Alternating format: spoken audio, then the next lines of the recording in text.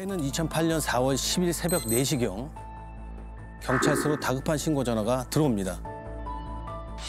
경찰서죠? 빨리 좀 와주세요. 친구 집에 강도가 든 것 같아요. 갖고 싶어. 근데 지금 새벽 4시라 그랬거든요. 네네. 친구 집에 강도라고 한 거 보니까 친구 집에 놀러 갔는데 강도 현장을 목격했다? 같이 뭔가 동면을 당한 건가? 이게 어떻게 된 일이죠? 저희가 신고를 받고 출동했더니 30대 후반 정도 돼 보이는 한 여성분이 문을 열어주시는데 자기도 친구한테 전화를 받고 와봤더니 친구가 강도를 당했다라고 말을 했습니다. 아, 친구가 전화가 와서 이 새벽에 무슨 일이야 했더니 우리 집에 강도가 들었어. 빨리 좀 와줘. 라고 해서 갔단 얘기네요. 그리고 그분이 친구의 상태를 보고서 경찰에 신고를 했고. 대체 무슨 일이 벌어진 겁니까? 저희가 피해자 방에 들었을 때 피해자가 방에 웅크린 채 이불을 뒤집어 쓰고 계시다가 겨우 몸을 일으켰는데 얼굴이 온통 피투성이 상태였고 범인한테 심하게 폭행을 당했는지 왼쪽 눈을 제대로 뜨지도 못할 정도로 입술도 터져 있었습니다. 근데 이렇게 심각한 상황이면은 이게 경찰에 신고를 했었을 것 같거든요. 그런데 왜 친구에게 연락을 했을까요? 알고 보니 강도만 당한 게 아니고 성폭행까지 당했던 상황이었습니다.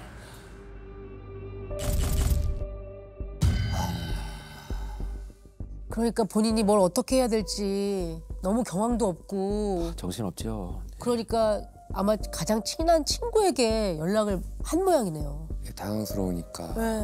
그러면 이게 지금 피해자분이 자던 중에 범인이 침입을 했던 상황인 건가요?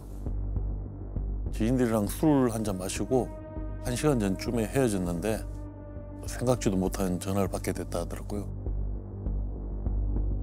아니 새벽까지 친구들하고 기분 좋게 한잔하고 이제 헤어진 건데 이런 일이 생겨버린 거네요. 진짜.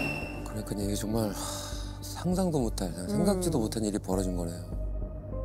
그럼 이 새벽에 약간 취기가 오른 상태에서 귀가하는 피해자를 뒤따라왔을까요?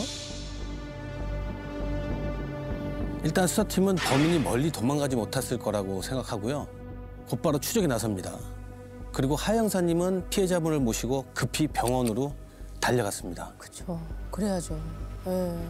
범인의 DNA를 채취하고 피해자분이 안정을 찾을 수 있도록 여경만 옆에 두고 기다릴 수밖에 없었는데요. 한참 후에 피해자분이 진술한 걸 전해 듣고 정말 화가 났습니다. 방문을 열고 들어서자마자 갑자기 뒤에서 누군가 이불을 자신의 얼굴에 뒤집어 씌우고 온몸을 사정없이 때렸다 합니다. 어머. 정신을 잃을 때쯤 범인이 팔다리를 끈으로 묶어닫고 있고요. 목에 칼을 대고 죽고 싶지 않으면 돈을 내놓으라고 했습니다. 피해 여성분이 돈만 주면 끝날 일이라고 생각했는데 급탈했다고 합니다. 병원에서 엑스레이를 찍어봤더니 갈비뼈가 골절되고 얼굴과 우측 흉부, 양쪽 대퇴부가 크게 다쳤다 하더라고요. 새벽 시간이긴 해도 그 정도 폭행을 당한 거면은 이웃분들이 분명히 무언가의 소리를 듣지 않았을까요? 아무도 없었습니다. 거기가 3층짜리 다세대 주택이었는데 아무래도 피해자한테 뒤집어 씌운 이불 때문에 그런지 옆집뿐만 아니라 그 건물에 사는 누구도 이상한 소리를 듣지 못했다고 했습니다. 이불 때문에. 야, 그 소리가 새어나갈 거를 염두하고 계획적으로 씌웠을 것 같은데요? 들어오자마자 이불로 덮어 씌웠다고 하니까 피해자분 입장에서는 범인의 얼굴을 볼 겨를도 없었겠네요. 정면으로 또렷하게 보지 못했지만 성폭행 당시에 순간적으로 본 걸 기억하고 계셨습니다. 그 기억이 나는 것도 사실은 상당한 고통일 것 같아요. 평생 트라우마죠. 그렇죠. 그래도 뭔가를 보시긴 보신 모양이에요? 네, 평균 남성보다 마른 체격이었고 범인이 모자를 쓰고 있었다 했습니다. 모자로 얼굴을 어쨌든 가린 거네요. 그렇다면 뭐 그 기억만으로 뭔가 몽타주가 완성되거나 하는 건 좀 어렵겠어요. 너무 좀 막연하네요. 그렇죠? 그래도 이거는 있었으면 좋겠어요. CCTV는 어떤가요? 피해자 집이 주택가 골목 안쪽에 위치해 있어서 집 앞을 비추는 건 없었는데요. 이 집 골목으로 들어가려면 큰 대로변을 반드시 지나쳐야 하는데 그 대로변 양쪽에 고물상이랑 편의점 CCTV가 있었습니다. 집을 직접 비추는 건 아니더라도 네네. 그 근처에 있긴 네. 있었네요, 뭔가가. 고물상이랑 편의점에 CCTV 있다는 거잖아요. 네. 그게 참 이상했습니다. 분명히 범인이 이 집에 침입했을 시간대에 CCTV를 모두 뒤졌는데 범인으로 보이는 사람이 단 한 명도 발견되지 않았습니다. 거기를 꼭 지나쳐야 된다고 하셨거든요. 맞아요. 집으로 공중으로 이렇게 다니지 않는 이상은 지켜야 되는데 어떻게 안 지킬 수가 있죠? 아니면은 다세대 주택이라고 하셨으니까 네. 같은 건물에 살고 있는 사람이거나 그 대로변의 안쪽 주택가에 있는 사람. 네, 네. 아니면 뭐 범행 시간대에 추적을 피해서 미리 몸을 숨기고 있었던 거나. 미리 와서 숨어 있다가 예. 그러다가 또 도망갈 때도 어딘가에 숨어 있다가 도주했다? 일단 그 용의자에 대한 지리적 프로파일링 좀 해본다면 확실한 건 반드시 지나쳐야 될 대로변 CCTV를 피했잖아요. 네. 이걸 본다면 일단은 지리감이 상당히 있다고 봐야 돼요. 주택가가 밀집된 그런 골목 상황이라고 한다면 집과 집 사이의 간격이 좁아요. 그래서 담벼락이나 옥상을 이용해서 이동을 했을 가능성도 있고 인근에 살거나 또는 과거에 살았기 때문에 지리적 특성을 훤히 알고 있는 이런 상황일 가능성이 가장 높아집니다. 그럼 범인이 이웃이거나 한때 네. 이웃이었거나 현장에 증거가 될 만한 나무 흔적 같은 건 없었나요? 있었습니다. 범인이 피운 담배꽁초를 바닥에 떡하니 버리고 왔더라고요. 어머. 피해자 몸에도 범인의 DNA가 그대로 남아 있었고요. 근데 이상한 게 하나 있었습니다. 화장실 창문이 뜯겨져 있는 걸로 봐서 거길 통해 침입한 걸로 추정됐는데 창문 털에 장갑끈이 있는 겁니다. 담배꽁초 DNA는 남겨놓고 들어올 때도 장갑을 껴요? 아까 이게 나는 지문만 남기지 않으면 잡히지 않을 거야 라고 생각을 했던 걸까요? 그럴 수도 있겠네요. 어떻게 그러지? 얘기를 들어보니 범죄를 저지를 때도 범인이 목장갑을 끼고 있었다고 했습니다. 피해자를 위협할 때 썼던 칼도 원래 피해자 집에 있던 칼이었는데 거기에도 장갑끈이 남아 있었고요. 진짜로 지문만 없으면 된다고 생각한 것 같아요. DNA는 다 남겨놓고 지문만 숨겨? 이거는 대담하거나 어떻게 보면 좀 멍청하다고 저희가 생각할 수 있거든요. 그렇죠.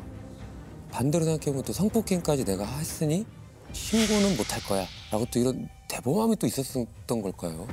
그러면 그 범행을 저지른 어떤 순간에 그 목장갑도 잠깐이라도 벗지 않았을까요? 성범죄를 저지른 놈이? 그렇죠. 네. 근데 아마 이제 2008년이니까 당시에는 DNA로 잡힐 수 있다는 생각을 범인이 아마 못했을 가능성이 높아요. 일단 지금 상황으로 본다면. 근데 장갑을 낀 상태로 사실은 성범죄를 저지르는 전체의 과정에서 한 번도 벗지 않는 경우는 많지는 않아요. 그런데도 불구하고 범행 도중에 벗지 않았다는 진술을 나온 것을 본다면 범인 입장에서는 거기에 무슨 문신이나 흉터나 자기를 특정할 수 있는 어떤 특징이 좀 남아있지 않았을까, 이걸 가리려는 의도가 더 크지 않나라는 생각도 듭니다. 근데 진짜 생각지도 못한 생각지도 못했어요. 뭘 숨기려고 했을까요? 그런데 저희가 아까 담배꽁초도 있고 DNA가 있다고 하면 현장에 확실한 증거가 있는 거잖아요. 네. 그러면 생각보다 또 금방 잡을 수도 있지 않을까요? 일단 그렇게 간단히 해결될 사건이라면 오늘 형사님이 이 자리에 나오지 않으셨겠죠. 이 사건이 터지고 강력회 형사님들이 모두가 긴장에 휩싸입니다. 강력계 형사님들 모두가요? 네. 이거 또 연쇄로 이어지나요? 설마. 당시에 저희 관할서 강력팀 6팀이었는데 팀마다 하나씩 안고 있었던 사건이 있었는데요. 범인이 DNA가 모두 동일한 사건이었습니다. 그래서 저희도 DNA 결과를 초조하게 기다리면서 인근에 사는 수상한 사람들을 뒤지고 다녔는데 보름 후에 또 한 번 청천벽력과 같은 결과를 듣게 된 거죠. 그렇습니다. 하 형사님이 현장에 나갔던 사건은 침차 사건이 되고 맙니다. 그동안의 기록을 같이 한번 보시죠. 어머. 아, 2003년부터. 야. 2003년도부터 시작된 거네요? 2003년 12월 28일 2007년도에는 4, 5, 6, 7월을 하는데 어떤 날에는 보름 안에도 사건을 또 저지르고요. 그러네요. 와, 2007년도에 폭주를 했네. 그러니까 보니까 이게 지금 4년 4개월 동안 이렇게 범행이 계속 된 거예요. 그렇죠? 저게 동일범의 소행이라는 건 언제 알게 되신 거예요? 2007년 7월 5차 때 알게 됐습니다. 그때는 DNA 감식 결과가 보름 정도 걸렸거든요. 2차 사건 터지고 결과 나올 때쯤 3차 사건이 터졌는데 이게 5차까지 오다 보니 동일 범이지 않을까 국과수의 동일 유전자를 확인했더니 2003년도 사건까지 드러나게 되는 그런 상황이었습니다. 아, 동일 유전자라는 거는 좀 뒤늦게 밝혀진 거네요. 그러면 이제 7건 중에 DNA 말고 다른 것들은 또 안 나왔던 건가요? 범인이 목장갑을 끼고 있어서 지문도 없었고 대부분 골목 안쪽에 위치한 주택에서 사건이 발생했는데 CCTV를 다 피해갔더라고요. 아, 주로 새벽 시간대에 사건이 발생해서 목격자도 없었고요. 새벽 시간에. 그러니까 아까 보니까 다 새벽이더라고요. 아, 근데 그리고 어떻게 CCTV 한 번을 안 지킬 수가 있죠? 저 정도면 안 찍히는 게 진짜 용한 일인 것 같아요. 그러니까요. 저렇게 범행 건수가 많은데. 피해자 분들 가운데서 이 범인을 목격한 분들도 없었나요? 얼굴을 가린 상태에서 무자비하게 폭행을 저질러서 얼굴을 직접 본 분은 없었습니다. 범인을 얼핏 본 분들도 일부 있었는데 공통적으로 하는 말이 20대 초중반, 키가 170 중반, 말라 보이는 체격에 모자를 쓰고 있었다고 했습니다. 모자 쓴 20대 초중반. 이건 너무 광범위하지 않습니까? 그렇죠. 네. 그렇죠. 게다가 폭행으로 피해자들 무력화시킨 다음에 흉기로 협박을 했는데 피해자의 집에서 있던 칼이나 가위 같은 걸 썼더라고요. 범인이 준비한 건 오로지 목장갑밖에 없었는데 패턴을 보니까 동종수법 전과자일 가능성이 있을 것 같더라고요.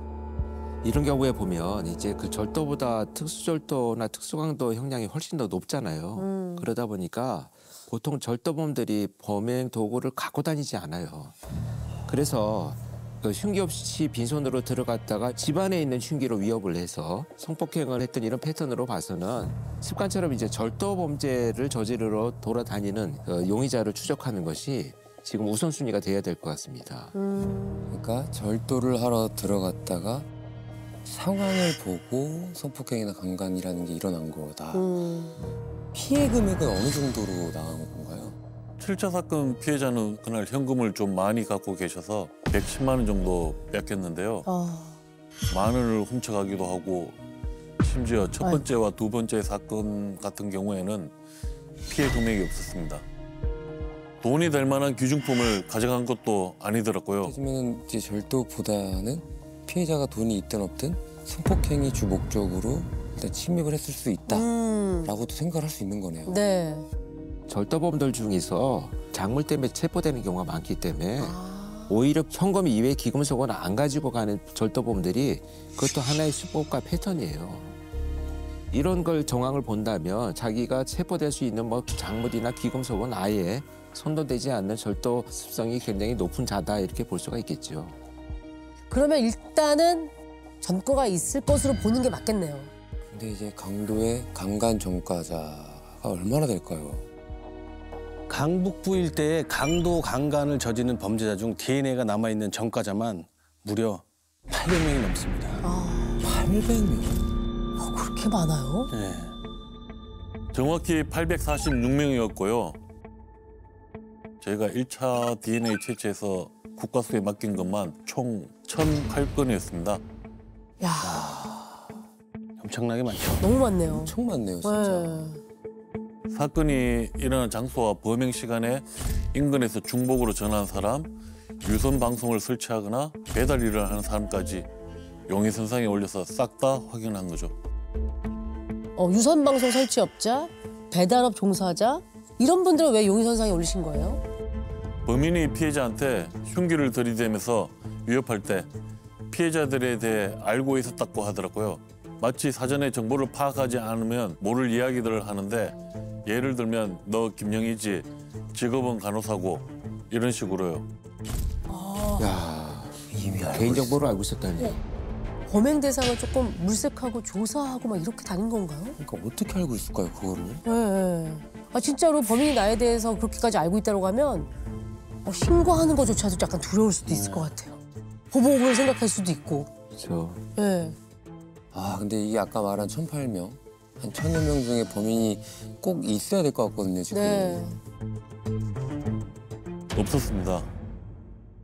일일이 찾아가서 DNA 다시 받아서 국과수에 맡기고 결과를 기다리고 이걸 6개월 동안 했는데 일치한 사람이 하나도 없더라고요. 아니 그러면은 전과 있는 사람이 아니에요? 그러니까요. 그런 동종, 강도, 강강 했던 사람이 아니라는 거네요, 지금. 그러니까요.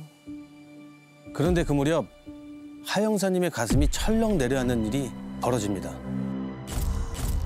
그것도 파실. 설마 또? 사건이 또 벌어졌더라고요. 새벽 시간에. 그래서 긴급으로 동일 유전자인지 확인해 달라고 했는데 또 그놈이 나타난 겁니다. 6개월 만에 나타났네요. 진짜. 이번에도 아무것도 없었나요? DNA 말고? 네, 이번에도 없었습니다. 그때 정말 이놈을 어떻게 잡아야 하나 고민을 정말 많이 했는데요. 저랑 같이 수사했던 선배가 일단 강간 빼고 절도만으로 걸린 놈들을 찾아보자. 그리고 어쩌면 범행을 저지르기 전에 한 번은 잡히지 않았겠냐 하면서 절도범들 중 주거 침입 전과만 있는 놈들을 추려보자고 하시는 겁니다. 그렇죠. 일단 절도를 상습적으로 한 것으로 추정이 되니까 절도범들 중에서만 추려내는 것이 지금 가장 합리적이에요. 네. 어쩌면 상습절도를 하다가 강간은 2003년도 처음 저질렀을 수도 있거든요. 그래서 강도 강간을 모두 다 저지른 전과자 중에서는 DNA가 나오지 않았을 가능성이 되게 높지요. 그러니까 2003년 첫 사건 이전에는 강간은 저지르지 않은 놈일 수 있다라는 거죠. 와, 그러면 어떻게 보면 이제 와서 거의 처음부터 다시 시작을 하시는 거네요. 전국으로 확대해서 20대 초반으로 연령을 잡아보니까 7,000명 정도 되더라고요. 아이고. 그중에 관할 지역에 연고가 있는 사람들을 추려내고 절도를 하던 중에 폭행까지 저지른 주거 침입 전과자의 인상착의를 일일이 확인했습니다. 키가 170 중반 정도의 마른 체형일 것이다. 라는 단서 하나. 그렇게 줄여가다 보니까 29명으로 확 좁혀지더라고요. 29명? 근데 선배가 사진을 한참 보다가 한 사람을 딱 짚는 겁니다. 옛날에 자기가 총을 쏴서 잡았다고 하면서요. 어머. 와. 총으로 검거하는 사례가 우리나라에도 있나요? 네, 흔치 않지만 있어요. 네. 알려지지 않아서 그렇지. 그러니까 2002년에 선배가 파출소에 근무할 때였습니다. 주거 침입 신고가 들어와서 출동을 하다가 도망가는 범인을 발견한 겁니다. 추적 중에 경찰을 폭행하기도 하고 반항이 엄청 심했다고 하더라고요. 그래서 경보 사격하고 결국 다리에 총을 쏴서 잡았는데 그때 이 용의자가 전과 7범이었다고 하더라고요. 당시 20살이었는데. 20살의 전과 7범이요? 아, 그러면 스타트가 언제부터라는 거예요, 얘는? 적어도 미성년일 때부터 범행을 저질렀다는 얘기가 아닐까요? 그렇죠. 아, 그리고 더군다나 다리에 총을 맞고도 정신 못 차리고 또 계속 범죄를 한다는 거잖아요. 그렇죠. 근데 그것도 절도만 하고 다니다가 추가로 강간까지 저지르고 다녔다? 야, 이거는 절도할 때 폭행을 했다는 것 말고도 뭔가 더 있었기 때문에 그 말씀하신 선배 형사님이 그 용의자를 남다르게 받지 않았을까 싶거든요. 그렇죠. 이유가 있었나요? 그때는 절도였으니까 체포할 당시에는 범인이 목장갑을 끼고 있었는 게 특이하다고 생각을 못했는데 잡고 나서 벗겨봤더니 왼손 손가락 3개가 기형했다고 합니다. 태어날 때부터 장애가 있었다고 하더라고요. 왼쪽 손가락 3개가. 그러니까 장갑을 벗지 않았던 것은 손이 들킬까 봐. 그렇지. 자기 손으로 인해 특정될 수 있기 때문에. 그렇죠. 손 때문에 잡힐까 봐. 게다가 저희가 수감된 기록을 조회해보니 첫 번째 사건이 일어나기 전에 출소를 했고 첫 번째와 두 번째 사이 3년 4개월의 공백 기간에도 수감됐다 풀려나기를 반복한 게 확인되었습니다. 어머, 그랬구나. 딱이다. 이 신기가 딱 맞아 떨어지네요. 신기가.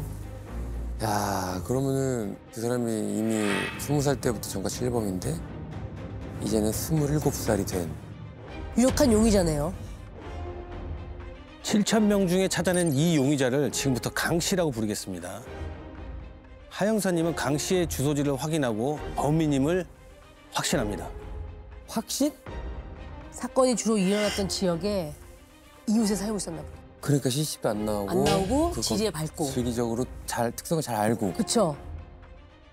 맞습니다. 심지어 7차 사건 현장과 불과 300m 떨어진 곳에 살고 있었습니다.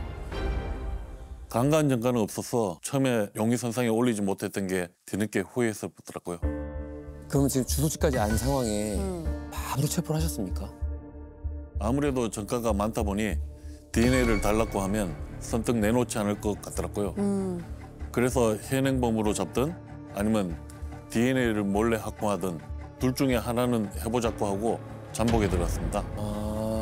그래서 수상한 움직임을 좀 포착하셨나요? 낮엔 꼼짝도 안 하는 겁니다.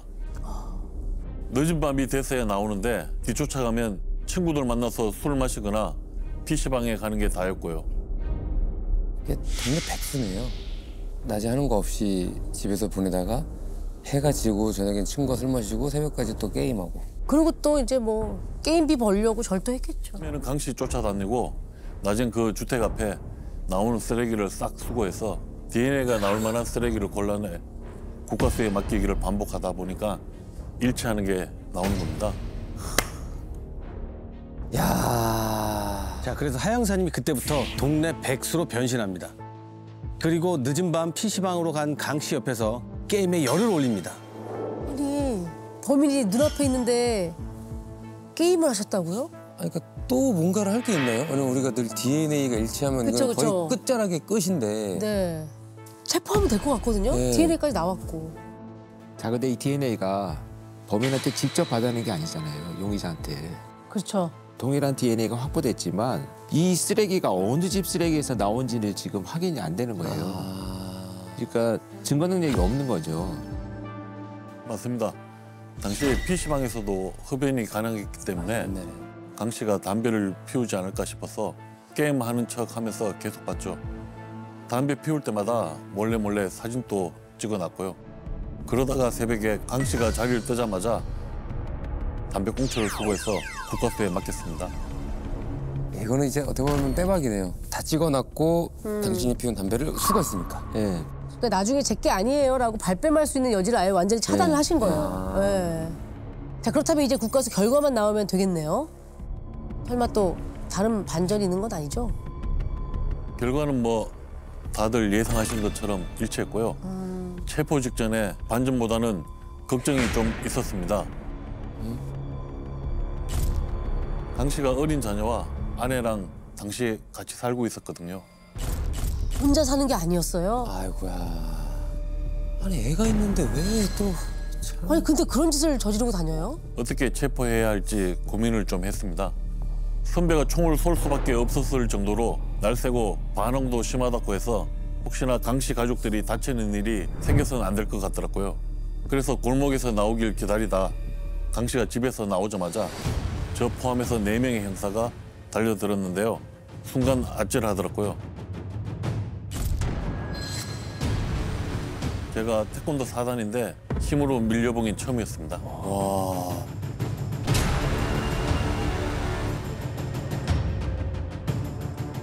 손목에 수갑이 채워졌는데도 계속 팔을 휘두르면서 왜 죄 없는 사람을 잡아가는 겁니까? 하고 소리를 질렀습니다. 아이고. DNA가 나왔다는 건 빼박 증거고 더 이상 발뺌할 게 없는 상황인 거잖아요, 지금. 저희도 처음엔 금방 자백할 거라고 생각했습니다. 첫 신문 때 DNA 얘기 2번 꺼냈더니 갑자기 고개를 푹 숙이고는 시간을 좀 달라고 하더라고요. 그리고 한 10분 정도 지나서 자필 진술을 하겠다고 하는 겁니다. 1시간 동안 쭉 적는데 강간 6건, 절도 6건을 적어내더라고요. 일단 형사님이 현장에 나간 것만 그게 7차 사건이었는데 그렇죠. 이걸 또 무슨 헛소리를 하는 거죠? 자백을 할 것처럼 해놓고? 그래서 바로 강 씨가 적은 주소지로 갔습니다. 거짓말인 걸 알면서요. 몇 군데 돌다가 거짓 자백한 게 하나 둘씩 들통나니까 바로 경찰서로 다시 가자고 하더라고요. 아유, 그래서 이번에는 제대로 불던가요? 아니요. 엉뚱한 사건을 얘기하는 겁니다. 신고도 들어와 있지 않은 사건을요. 야, 이거 또 뭐지? 본인도 본인 DNA가 어디 있는지를 그거 알고 하는 것 같지 않아요? 잊어먹고 헷갈리고 있는 것 같아요, 지금. 아니면 추가 범행이 또 있었던 거예요? 네. 피해자분들 중에 이사를 가신 분도 있고 해서 확인하는데 시간이 좀 걸렸는데요. 특수강간 10건, 야간 주거 침입절도 40건을 불었습니다. 아휴. 근데 정말 기가 막힌 건 저희가 들고 있던 사건 중에 하나를 끝까지 인정을 안 하는 겁니다. DNA가 있는데도요. 그래서 결국엔 특수강도강간 총 11건으로 송치해버렸습니다. 인근에 살아서 CCTV를 피할 수 있었던 겁니까? 저희 관내에서 태어나서 쭉 살았던 걸로 확인됐습니다. CCTV에 안 잡힐었고 건물과 건물 사이 담벼락이랑 옥상을 넘어 다녔고요. 창문이 열린 집이 있으면 무조건 들어갔다고 했습니다. 범행 대상을 정해놓고 한 게 아니라 여기저기 다니다가 열려 있으면 들어가서 바로 범행이 시작된 거네요. 아니 근데 그 피해자의 인적사항을 알고 있었잖아요. 뭐 이름도 알고 있고 때로는 뭐 직업도 알고 예. 있고. 빈집에 들어갔다가 피해자들의 신분증이나 소지품을 보고 혼자 사는 것 같으면 그 집에 숨어서 귀가하기를 기다렸다고 했습니다. 아, 그럴 수법으로. 재판 결과는 어떻게 나왔나요?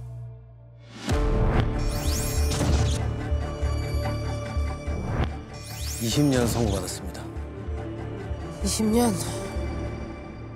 이거 형량이 20년이면 너무 특수 강도 강간만 10건에 절도만 40건인데. 즐겨봐 이 채널.